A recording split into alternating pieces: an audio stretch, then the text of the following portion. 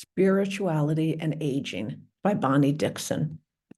Historically, older adults were the embodiment of wisdom for a people, being a resource for their community and providing a means for the younger generations to gain access to sacred and cultural knowledge. In our current environment of ageism, a role that should be expanded has contracted.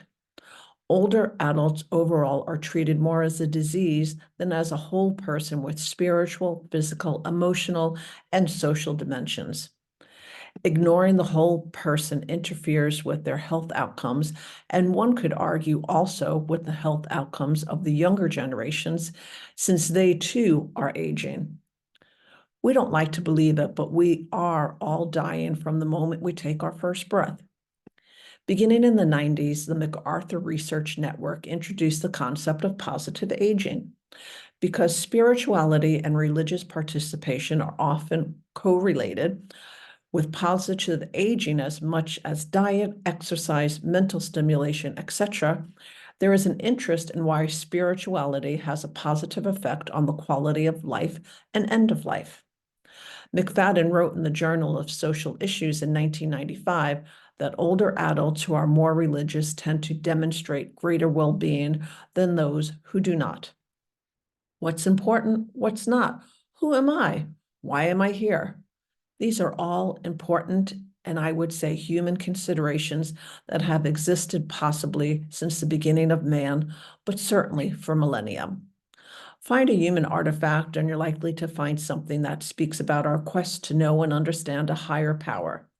These connections have the power to protect against addiction, increase longevity, and improve health outcomes. Witness, for instance, the 12-step program for AA.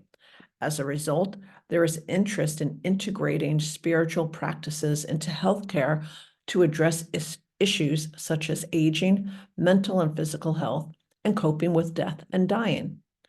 Spirituality is deeply personal.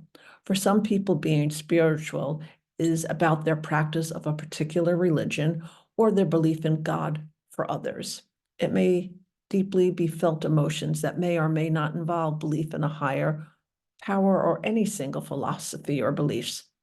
Some people draw a clear distinction between religion and spirituality.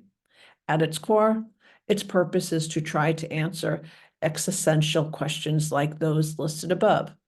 It is a broad concept, often informal, and without a specific denomination in mind.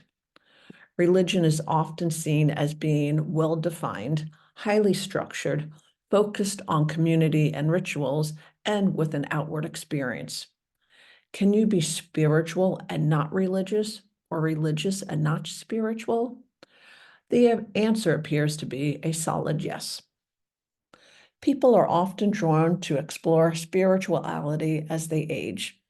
There is a growing body of evidence that spirituality and religious activities increase as people age, even in this age of declining interest in religion. They may be drawn to it due to factors such as retirement, grieving, a loss of independence, an increased amount of time to reflect, and a growing awareness of one's own mortality. In short, having more daily time to reflect and fewer years to do so brings a focus on and a consideration of inner lives, making more meaningful connections and a desire to live more in the moment.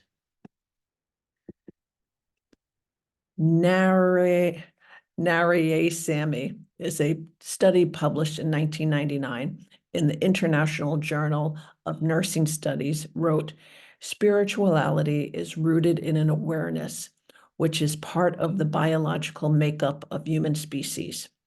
Spirituality is present in all individuals, and it may manifest as inner peace and strength derived from perceived relationship with the transcendent God or an ultimate reality or whatever an individual values. Speak with anyone who works in hospice or palliative care, and they will tell you that people at the end of their lives often relax and let go once their spiritual needs are addressed.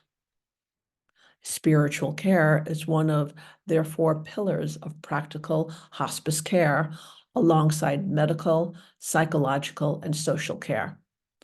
This is one reason those two specialties focus on helping people explore how they wish to be remembered, reconnect them with faith and religious practices, and offer opportunities to extend or ask for forgiveness.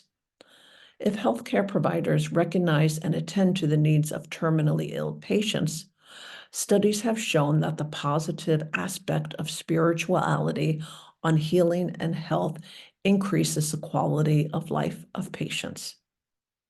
Do you have to be a medical provider or a religious figure, such as a chaplain, to help someone with spiritual needs? Although many nurses are provided with some training in this sensitive area, studies have shown that it simply requires someone sensitive and willing to talk or not talk about their faith, experiences, or worries. You cannot compel a person to be a better spiritual life, nor should you want to. How do you increase your connection and meaningfulness to and with another so that you can experience purpose, renew your outlook, and give you strength for the rest of your life? Consider pursuits such as volunteering, spending time in nature, mediating, or meditating, I should say, participating in prayer groups, sharing stories, playing or listening to music, getting a massage, dancing, yoga, reading or writing, holding hands, doing nothing.